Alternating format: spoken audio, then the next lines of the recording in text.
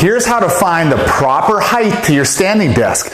Just like clothes when you were a kid, you want to be able to grow into them a little bit. So here's what to do. Start with your feet flat on the ground, tap your toes, get your weight over your heels. Grip the ground with your feet, find the pelvic neutral position, tuck, arch, tuck, pull the ribs down, pull the chin back, shoulder edges down. Now, hold on, Andrew. Pull your arm at 90 degrees, just like this. The distance, Andrew, when he turns sideways, his elbow tip should be touching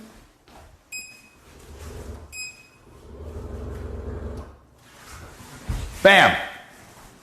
That is the ideal position, likely to be really close to your ideal position for a stand-up desk, everything good posture, and it forces you to stay upright and to build your strength. Look at my pink keyboard, Mike. It's adorable. These background images.